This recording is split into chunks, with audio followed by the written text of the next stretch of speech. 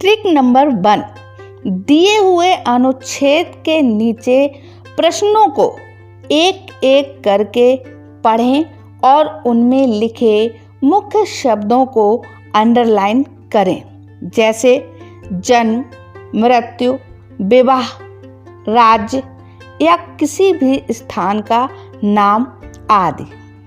Trick number 2, सभी प्रश्नों में महत्वपूर्ण शब्दों को रेखांकित करने के उपरांत अनुच्छेद को ध्यान से पढ़ना शुरू करें।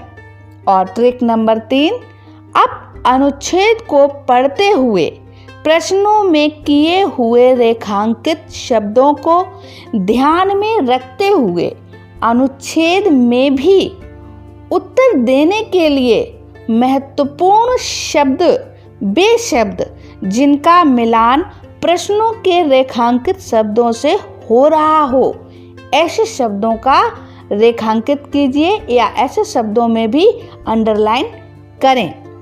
और ट्रिक नंबर 4, अब फिर से यानी पुनः प्रश्नों को पढ़ें और उनके साथ साथ उत्तर विकल्पों को भी पढ़ें। अनुच्छेद के रेखांकित शब्दों का मिलान कर सही उत्तर का चयन करें दिए हुए प्रश्नों के विकल्पों में से, और इसके पश्चात अपनी OMR शीट में प्रश्न संख्या के सामने दिए हुए ABCD इन उत्तर विकल्पों में से जो सही उत्तर हो उस गोला को भरें। बच्चों, ये रहा एक अनुच्छेद और इस अनुच्छेद के नीचे ये 5 प्रश्न हैं, इनको हम हल करते हैं। इसमें सबसे पहला प्रश्न है अली बाबा और कासिम। इसके आगे कुछ नहीं लिखा है, दोनों ही शब्द इम्पोर्टेंट हैं, इसलिए इसके नीचे हम इस तरह से अंडरलाइन करेंगे। अगला क्वेश्चन है अली बाबा स्वभाव से ही, तो इसमें स्वभाव इस शब्द को अंडरलाइन कर लीजिए। कासिम का विवाह हुआ था, विवाह इस शब्द को अंडरलाइन कीजिए। जब अली बाबा ने कुछ घुड़सवारों को अपनी ओर आते देखा, तो घुड़सवारों को अपनी ओर आते देखा, इतना वर्ड अंडरलाइन कर लीजिए, इतने शब्द अंडरलाइन करिए। 5वां है घुड़सवार संख्या में थे, तो यहाँ पर संख्या इस शब्द को अंडरलाइन कीजिए। अब हमारी दूसरी स्टेप क्या होनी चाहिए, इस अनुच्छेद को ध्यान से पढ़ते हुए और मुख्य बिंदुओं पर अंडरलाइन करना है। इन प्रश्नों में जो अंडरलाइन हमने वर्ड किए हैं उनसे मिलान करते हुए। तो फारस देश में अली बाबा और कासिम, आपने अली बाबा और कासिम अंडरलाइन किया था, तो इसको भी अंडरलाइन कीजिए। नामक 2 भाई रहते थे, यहाँ तक। उसके बाद देखिए उन दोनों का स्वभाव, आपने स्वभाव पर भी अंडरलाइन किया था, एक दूसरे के बिल्कुल विपरीत था। अली बाबा यहाँ पर भी अंडरलाइन कीजिए, अली बाबा दयालु और परोपकारी थे, जबकि कासिम कैसा था, स्वार्थी और धूर्त था। कासिम का विवाह पर भी बेटा अंडरलाइन किए थे, एक धनी व्यक्ति की पुत्री के साथ हुआ था, इसलिए वह अपने ससुर की संपत्ति पाकर बहुत धनी बन गया।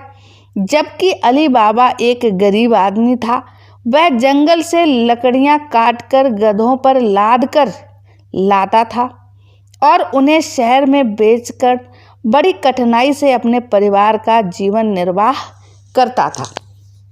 एक दिन अली बाबा जंगल में लकड़ियां काट रहा था, तब सहसा उसे दूर से कुछ घुड़सवार के नीचे बेटा अंडरलाइन किया था, तो यहाँ पर भी कर लो, अपनी ओर आते दिखाई दिए। इस सुनसान जंगल में इतने सारे, फिर आया घुड़सवार, है ना, इतने सारे घुड़सवार देखकर अली बाबा डर गया। उसने जल्दी से अपने गधे वृक्षों के पीछे छिपा दिए और स्वयं एक वृक्ष की टहनियों में जा छिपा। अली बाबा ने गिनकर देखा तो वे संख्या पर अंडरलाइन किया था बेटा 40 थे। अली बाबा उन्हें देखते ही समझ गया कि वह डाकुओं का गिरोह था। अब बच्चों क्या करना है, थर्ड स्टेप में आपको फिर से प्रश्नों को पढ़ते हुए अब इनके उत्तर को भी पढ़ना है। आपने पहले सिर्फ प्रश्न पढ़ के अंडरलाइन किया था, बल्कि उत्तर जो इनमें दिए हैं, विकल्प दिए हैं, उनको बिल्कुल नहीं देखा था। लेकिन अब आपको क्योंकि उत्तर देखना है, तो अली बाबा और कासिम क्या थे, भाई थे। यानी आपको तीन ऑप्शन पढ़ने की जरूरत ही नहीं है। आपने जो अंडरलाइन किया है उसमें दिख रहा है आपके उत्तर, भाई भाई थे। तो आपका आंसर कौन सा होना चाहिए, बी। अली बाबा स्वभाव से ही था, स्वभाव से ही, तो आपने पहले से ही कर रखा। अली बाबा दयालु और परोपकारी था, फटाफट आप ए में लगाइए।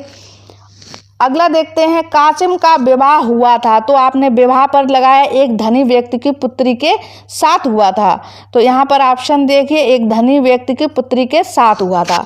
चौथा है, जब अली बाबा ने कुछ घुड़सवारों को अपनी ओर आते देखा, तो घुड़सवारों को आते देखा, आपको पता है क्या हुआ, डर गया। घुड़सवार संख्या में थे, कितने थे, 40। इस तरह से आपके ये पांचों प्रश्न जो हैं वो हल हो चुके हैं। और बच्चों, हमारे पास OMR शीट तो नहीं है, लेकिन इन प्रश्नों को किस तरह से आप OMR शीट में फिल करेंगे आप देख सकते हैं, ये बना रखी है मैंने। जैसे कि पहला प्रश्न है, तो पहले प्रश्न का आंसर क्या है, बी है। और आपको पेंसिल से बिल्कुल नहीं फिल करना है, बॉल पेन से करना है।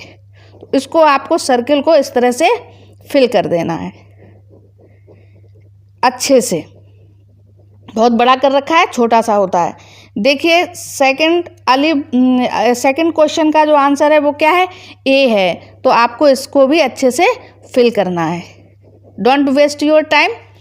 और तीसरे में देखिए डी है, तो आप यहाँ पर इनोट टिक लगाइए और ऐसे इसको भी फिल करिए।